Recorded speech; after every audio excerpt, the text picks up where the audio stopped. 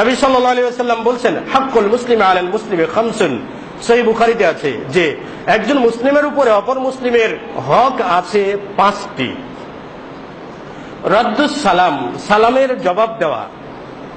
আমি তো এখন আবার ডিজিটাল সালামের জবাব শুনেছি, অনেক জায়গাতে ডিজিটাল জবাব আছে।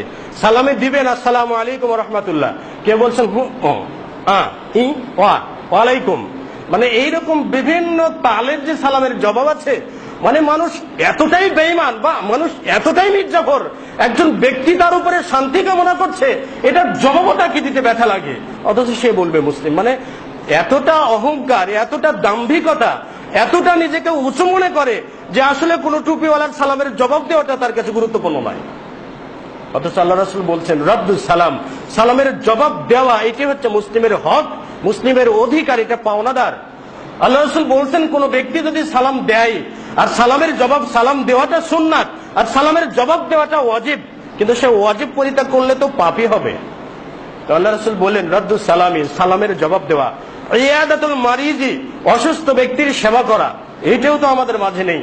কোন ব্যক্তি যদি অসুস্থ হয় তাহলে একজন ব্যক্তি এসে হুজুরকে বলবেন যে হুজুর অমুক ব্যক্তি অসুস্থ আছে, একটু দোয়া করে দেবেন, কিন্তু ওনাকেও যে দোয়া করতে হবে তার জন্য, কোন ব্যক্তি অসুস্থ আছে শোনার সাথেই তার খোঁজখবর নেওয়া, তার কাছে যাওয়া, এটা তো ইসলামের নীতি। নবী সাল্লাল্লাহু আলাইহি ওয়াসাল্লাম রোগী ব্যক্তিকে দেখতে যেতেন, দেখতে যেয়ে কপালের উপরে হাত রেখে বলতেন কাইফা আনতা, তুমি কেমন আছো, কেমন লাগছে এখন, কেমন অনুভব করছো, তোমার দেহের অবস্থা কেমন, চিকিৎসা কেমন নিচ্ছ, চিকিৎসার খোঁজখবর নিতেন এবং প্রয়োজনীয় পরামর্শ দিতেন, এই ধরনের চিকিৎসা গ্রহণ করতে পারতে। এরপরে আল্লাহ রাসূল আযহিবিল বাস রাব্বান নাস ওয়াশফি আনতা শাফি লা শিফা ইল্লা শিফাউকা শিফাআন লা ইউগাদিরু সাকামা, এই দোয়াগুলো কপালে হাত রেখে বলতেন। কিন্তু এখন তো আবার হুজুররা মোনাজাত পাইছে, অসুস্থ ব্যক্তি এসে বলছে যে অমুক ব্যক্তি অসুস্থ, দোয়া করুন, তো হুজুর হাত তুলে মোনাজাত করে বলছে রব্বির হামহুমা কামা রাব্বায়ানি সগীরা। দেখেছেন কত বড় স্বার্থপর। অসুস্থ ব্যক্তি তার কাছে দোয়া চাইছে আর সে মোনাজাত তুলে বলছে আল্লাহ আমার বাবা মাকে জান্নাত দাও, যেমন তারা আমাকে বড় করেছে তাকে জান্নাত দাও। অসুস্থ ব্যক্তির দোয়া কি এটা হয়? সে মোনাজাত করে বলছে রব্বির হামহুমা কামা রাব্বায়ানি সগীরা। ইয়াদাতুল মারিজ, এটাও মুসলিমের হক, মুসলিমের অধিকার। এরপর আল্লাহ রাসূল বললেন ওয়া ইত্তিবাউল জানাজা, জানাজায় শরীক হওয়া, কোন ব্যক্তি মারা গেলে তার জানাজায় শরীক হওয়া, এটাও একজন মুসলিমের হক, একজন মুসলিমের অধিকার। একজন ব্যক্তি তার জানাজাতে শরীক হবে ব্যক্তিগত স্পৃহায়, ব্যক্তিগত গতিতে, কিন্তু সমাজে যে কতগুলো বিষয় আছে, একজন ব্যক্তি মারা গেল, তার জন্য 2-3টা মাইক ভাড়া করে, একটা সিএনজি ভাড়া করে পুরা ঢাকা শহর অমুক ব্যক্তি মারা গিয়েছেন, আপনারা সকলেই বলুন ইন্না লিল্লাহি ওয়া ইন্না ইলাইহি রাজিউন। কেন ধার করে, কেন ইন্নালিল্লাহ বলিয়ে নিতে হবে? একজন ব্যক্তি ইমানের গতিতে নিজের ইচ্ছায় বলতে পারবেন না? সারা জীবন মনে করেন সালাত আদা করে নাই, ইসলামের বিরুদ্ধাচরণ যতগুলো করা দরকার সবগুলো করেছে, সবগুলো করেছে। লোকটি যখন মারা গেল তখন বললেন ইন্তেকাল ফরমিয়েছেন, কতটা সম্মানের সাথে বললেন ইন্না লিল্লাহি ওয়া ইন্না ইলাইহি রাজিউন, আপনারা পড়ুন, আপনারা তার জানাজায় উপস্থিত হবেন। এই যে দাওয়াতগুলো যে আমরা দিয়ে বেড়াই, মসজিদেও দাওয়াত দিয়ে বেড়াই, সব জায়গাতে দাওয়াত দিয়ে বেড়াই, আসলে এই দাওয়াত দেওয়ার যে প্রচলন কোত্থেকে আসলে আল্লাহ রাব্বুল আলামিন জানেন। এবং মহল্লায় মহল্লায় ঘুরে ঘুরে মরা ব্যক্তির সংবাদ দিয়ে প্রচার করে তাদেরকে দিতে হবে, এ বিষয়গুলো কোত্থেকে আসলো আল্লাহই ভালো জানেন। শরীয়তের বিধানে এগুলো কোথাও বলা নেই যে এভাবে মাইক ভাড়া করে দিয়ে বিভিন্ন জায়গাতে জাহেরি জামানার মতো মৃত ব্যক্তিকে রেখে দিয়ে, আবার অনেকগুলো আছে মৃত ব্যক্তি পড়ে আছে, লাশ পড়ে আছে, লাশকে সামনে নিয়ে রাজনৈতিক বক্তব্য চলছে।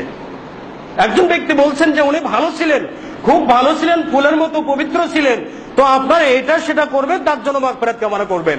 যিনি বক্তব্য দিচ্ছেন উনি মাগফিরাত কি সে নিজেও জানেন না। তো এই যে এগুলো হলো অবস্থা। ইয়াদাতুল মারিদ ওয়া ইত্তিবাউল জানাজা, জানাজায় শরীক হওয়া, কোন ব্যক্তি যদি মারা যায়। ইজাবাতুদ দাওয়া, কোন ব্যক্তি যদি দাওয়াত দেয় তাহলে তার দাওয়াতে সাড়া দেওয়া। দাওয়াতে সাড়া দেওয়া মানে মহব্বত না থাকলে যা হয়, দাওয়াতে সাড়া দেওয়া, বৈধ দাওয়াতে সাড়া দেওয়া, এটা ওয়াজিব। কিন্তু যেই দাওয়াত দেওয়াটাই বৈধ হয় নাই, সেই দাওয়াত গ্রহণ করাও জায়েজ নেই, সেই দাওয়াত খাওয়াটাও জায়েজ নেই। যেমন মনে করেন কোন মানুষ মারা গেলে 3 দিনের দিন হিফজখানায় এসে বলবেন 10 জন ছাত্র দরকার আমার, বলে কি করবেন, একটা কোরআন খতম লাগবে। তো আপনি কোরআন খতমের জন্য 10 জন ছাত্র নিয়ে গেলেন, যে হুজুর ছাত্র পাঠিয়ে দিলেন, যে ব্যক্তি ছাত্র নিয়ে গেলেন, সকলেই সমান অপরাধী হবেন, কারণ এই সবগুলি হচ্ছে ঘৃণ্য বিদআত। মৃত ব্যক্তিকে উপলক্ষ করে যে কোনো ধরনের অনুষ্ঠান, যে কোনো ধরনের মজমা করা শরীয়তের দৃষ্টিতে জায়েজ নেই।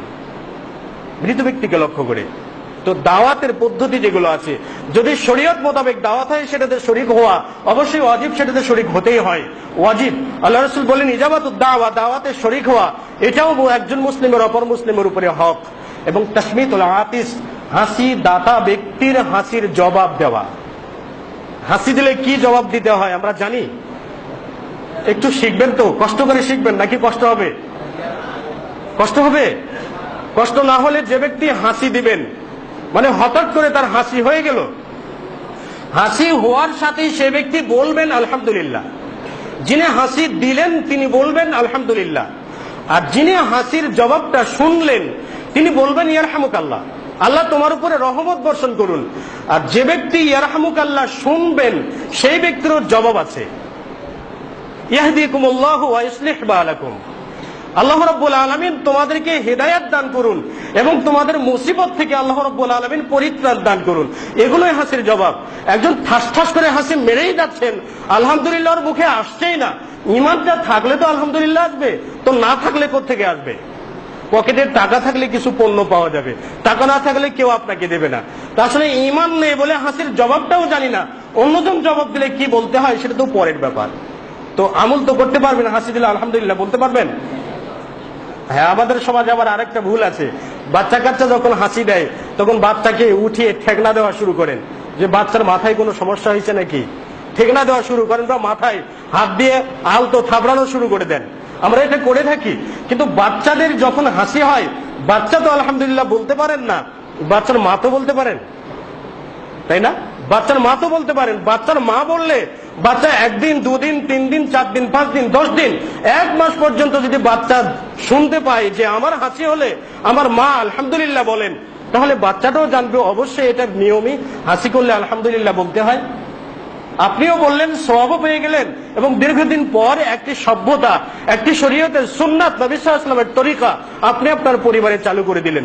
অযথা মাথায় থাপড়ানোর দরকার নেই, আর সন্তানকে উঁচু থেকে নিচেতে আছাড় দেওয়ারও কোনো দরকার নেই, সন্তান তো অসুস্থ হয়ে যেতে পারে।